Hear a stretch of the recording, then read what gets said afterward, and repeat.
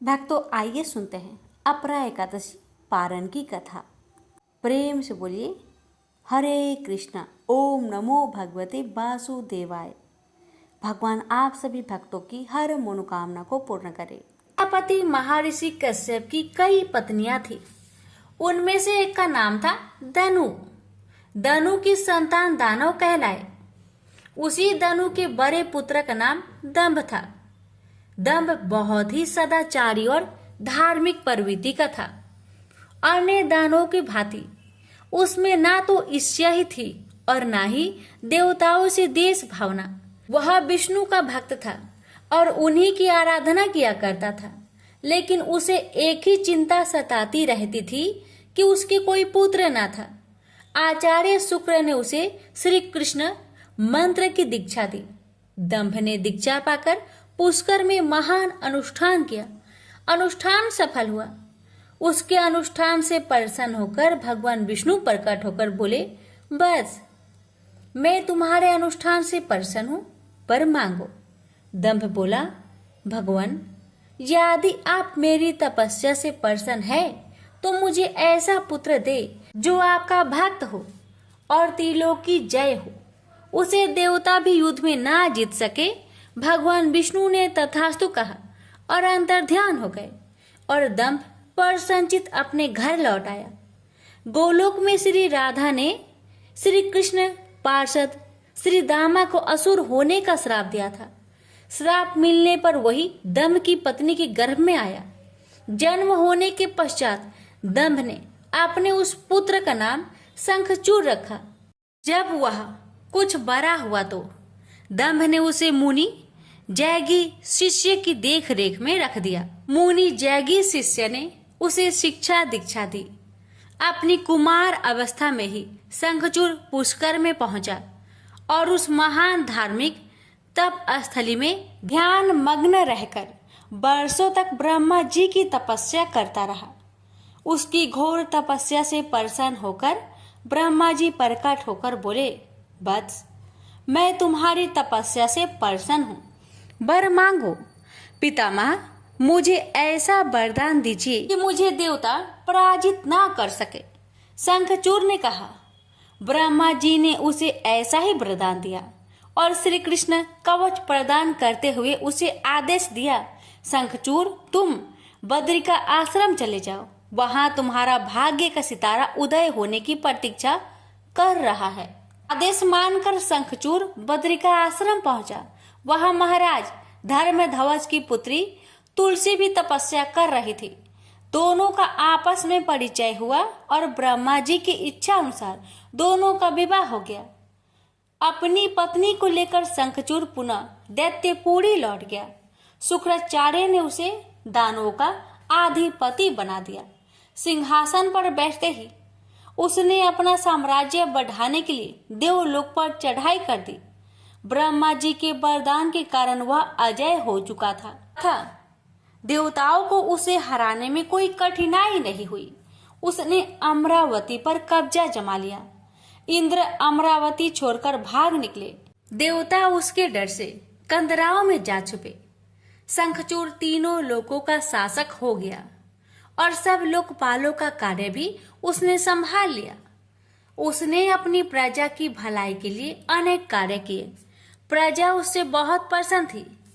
सर्वत्र सुख और शांति थी, क्योंकि शंखचूड़ स्वयं भी कृष्ण भगवान का भक्त था। अतः उसकी प्रजा भी भगवान कृष्ण पर पूरी आस्था रखने लगी। उसके राज्य से अधर्म का नाश हो गया। प्रजा इंद्र और देवताओं को भूलने लगी। इससे देवताओं को बहुत क्षोभ हुआ। इंद्र पितामह ब्रह्मा के पास पहुंचकर बोले, पितामह आपने शंखचूड़ को अभय होने का वरदान देकर उसे निरंकुश बना दिया है। वह अमरावती पर कब्जा जमाए बैठा है। देवता डर डर की ठोकरें खा रहे हैं। हमें बताए हम क्या करें। पितामह बोले, सुरेंद्र शंखचूड़ धार्मिक और रीति से अपना शासन चला रहा है। प्रजा उससे प्रसन्न है। उसके राज्य में प्रजा सुखी और संपन्न है। हमें उससे कोई शिकायत नहीं है। इंद्र बोले, यह सब तो ठीक है पितामह, लेकिन क्या हम यूं ही भटकते रहे? आखिर अमरावती है तो देवताओं की ही। पितामह बोले, अवश्य है, किंतु शंखचूड़ ने तुम्हें युद्ध में पराजित करके उसे प्राप्त किया है। उसने तुम्हारी प्रजा को भी कोई कष्ट नहीं पहुंचाया है, सिर्फ सिंहासनों का ही फेर बदल हुआ है ना। इंद्र बोला, लेकिन पितामह, हम आपकी संतानें हैं। क्या आप चाहेंगे कि आपकी संतानें यूं ही दर बदर भटकती रहे? कुछ उपाय कीजिए पितामह। पितामह बोले, मैं इसमें कुछ नहीं कर सकता देवेंद्र। जब तक शंखचूड़ के भाग्य में अमरावती का ऐश्वर्य भोगना है, वह भोगेगा ही। तुम भगवान विष्णु के पास चले जाओ, वे अवश्य ही कोई उपाय तुम्हें सुझा देंगे। वहां से निराश होकर इंद्र विष्णु भगवान के पास पहुंचे और उनकी स्तुति करने लगे और बोले, भगवान, देवता इस समय भारी संकट में हैं। ब्रह्मा जी ने अपनी असमर्थता जाहिर करके मुझे आपके पास भेज दिया है। कुछ कीजिए प्रभु, अन्यथा संपूर्ण देव जाति ही नष्ट हो जाएगी। विष्णु भगवान बोले, पितामह का कहना ठीक है। मैं भी अकारण शंखचूड़ के संबंधों में हस्तक्षेप करना पसंद नहीं करता। उसकी सारी प्रजा कृष्ण भक्त है और कृष्ण मेरा ही प्रति स्वरूप है। मैं अपने भक्त पर कष्ट होते नहीं देख सकता, लेकिन निराश होने की आवश्यकता नहीं। सूर्यराज, तुम भगवान शिव के पास चले जाओ और उन्हीं से कोई उपाय पूछो, वे अवश्य तुम्हारे कष्ट का निवारण कर देंगे। विष्णु भगवान की बात सुनकर इंद्र निराश भाव से बैकुंठ से निकल आए। अंत में वह भगवान शिव के पास कैलाश पर्वत न जाकर शिवलोक पहुंचे और भगवान शिव की स्तुति करके अपने आने का प्रयोजन बताया। भगवान शिव ने उसकी बात सुनी और उसे आश्वस्त किया। धैर्य रखो सूर्यराज, तुम्हारा सिंहासन तुम्हें अवश्य प्राप्त होगा। मैं गंधर्वराज चित्ररथ को अभी दूत बनाकर शंखचूड़ के पास रवाना करता हूँ।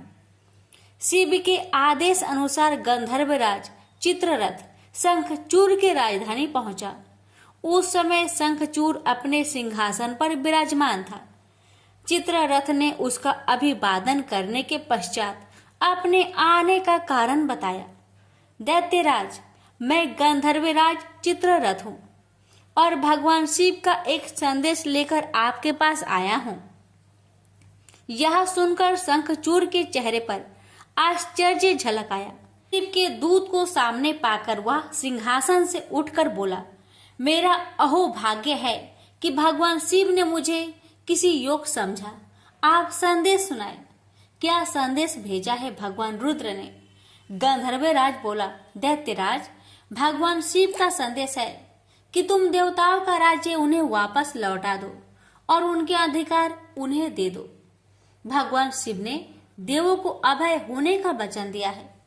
शंखचूड़ बोला, गंधर्वराज, भगवान शिव से मेरा प्रणाम कहना और उनसे कह देना कि शंखचूड़ के हृदय में आपके लिए बहुत ही ज्यादा श्रद्धा है, परंतु यदि उन्होंने इंद्र के बहकावे में आकर मुझे दंडित करने का निश्चय किया है तो मैं उनकी बात नहीं मानूंगा और उनसे भी युद्ध करने के लिए तैयार हो जाऊंगा। चित्ररथ वापस लौटा और उसने भगवान शंकर को शंखचूड़ का उत्तर सुनाया। यह सुनकर शिव क्रोधित हो गए और अपने गणों को युद्ध का आदेश दे दिया। उधर शंखचूड़ ने अपने पुत्र का अभिषेक कर उसे दानवाधिपति बना दिया और अपनी पत्नी से बोला, मैंने युद्ध स्वीकार कर लिया है देवी, ईश्वर करे युद्ध में हमारी विजय हो। अब मुझे अनुमति दो, मेरी सेनाएं तैयार है। शंखचूड़ अपनी सेनाओं लेकर युद्ध भूमि में जा पहुंचा। दोनों सेनाओं गोमतत्र पर्वत के समीप एक दूसरे के आमने सामने आ खड़ी हुई। भगवान शिव ने शंखचूड़ के पास एक बार फिर संदेश भेजा कि वह नादानी ना करे और युद्ध से दूर रहकर उनकी बात मान ले, किंतु शंखचूड़ न माना और दोनों सेनाओं में घनघोर युद्ध छिड़ गया। भगवान शिव और शंखचूड़ आमने सामने डट गए। दोनों में अनेक अस्त्र शस्त्रों से युद्ध होने लगा। फिर भगवान शिव ने जैसे ही शंखचूर का वध करने के लिए त्रिशूल उठाया तो आकाशवाणी हुई, देवाधिदेव आप प्रलयंकर है, सर्वसमर्थ है, किंतु आपको मर्यादा की रक्षा करनी चाहिए। श्रुति की मर्यादा को नष्ट ना करे। जब तक शंखचूर के पास हरि का कवच है और जब तक उसकी पतिव्रता पत्नी मौजूद है तब तक उस पर बुढ़ापा नहीं आ सकता और ना ही उसकी मृत्यु हो सकती है। आकाशवाणी के खत्म होते ही शिव का त्रिशूल अपने आप रुक गया। तभी भगवान विष्णु प्रकट हुए। शिव से बोले, भगवान आपने तो मुझे बड़े धर्म संकट में डाल दिया है। आप ही ने तो इंद्र को मेरे पास भेजा और जब मैंने उसे अभय करने के लिए युद्ध आरंभ किया तो अब आपका ही कवच आड़े आ रहा है। अब आप ही कोई उपाय सोचिए। विष्णु बोले, शंखचूर के श्राप का समय अब समाप्त होने ही वाला है। भगवान अब इसे असुर योनि से मुक्त करके गोलोक भेजना पड़ेगा। यह कृष्ण भक्त है और कृष्ण मेरा ही प्रति स्वरूप है, अतः इसे वापस गोलोक भेजना होगा। फिर विष्णु ने एक ब्राह्मण का वेश धारण किया और शंखचूर के पास पहुंचकर बोले, दानवराज मैं एक निर्धन ब्राह्मण हूँ, कुछ पाने की आस के लिए आपके पास आया हूँ। शंखचूर बोला, मांगो वृषभवर, जो भी मेरे पास है उसे दे देने में मुझे किंचित भी विलंब नहीं लगेगा। मेरा सिर भी मांगोगे तो वह भी देने से मैं इनकार नहीं करूंगा। आप आदेश तो दो। ब्राह्मण भेषधारी विष्णु बोले, दैत्यराज मुझे आपका सिर नहीं आपका कवच चाहिए। बोलिए देंगे अपना कवच। शंखचूर ने अपना कवच उतारकर ब्राह्मण भेषधारी विष्णु को सौंपते हुए कहा, अवश्य यदि भगवान कृष्ण की ऐसे ही इच्छा है तो ऐसा ही होगा। आप कवच ले जाइए। ब्राह्मण भेषधारी विष्णु कवच लेकर दैत्यपुरी पहुंचे। फिर उन्होंने शंखचूर का भेष धारण किया और राजमहल में जाकर शंखचूर की पत्नी तुलसी के पास पहुंचे। तुलसी ने उन्हें अपना पति ही समझा और उनका स्वागत किया। उस रात विष्णु शंखचूर के महल में ही ठहरे। अचानक ही पतिव्रता तुलसी को धोखे का आभास हुआ। वह चौंक कर बिस्तर से उठी, बोली, कौन है तू और मेरे साथ छल करने का तुम्हें साहस कैसे हुआ? जल्दी बोल, अन्यथा अपने पतिव्रत तेज से अभी भस्म करती हूँ। विष्णु अपने वास्तविक रूप में प्रकट हो गए। उन्होंने तुलसी को समझाते हुए कहा, सुनो जी, तुम्हारे पति का समय पूरा हुआ। एक श्राप के कारण ही उसे असुर योनि में आना पड़ा था।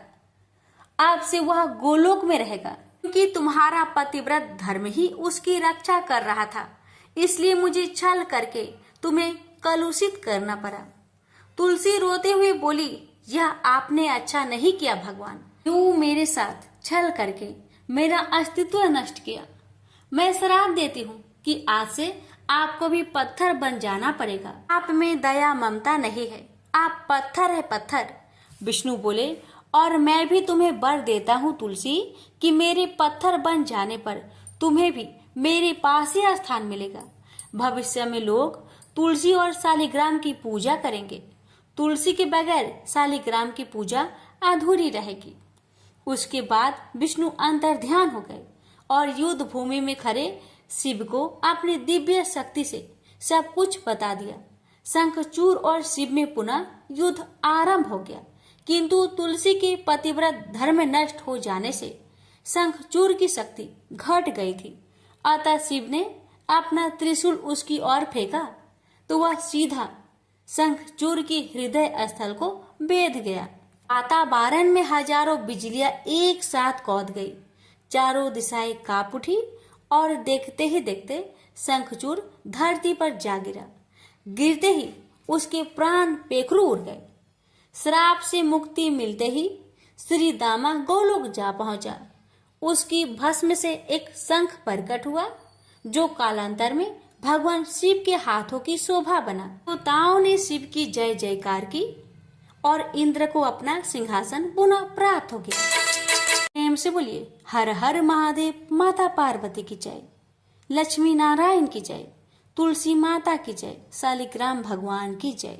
प्राचीन ग्रंथों में तुलसी विवाह व्रत की अनेक कथाएं दी हुई है।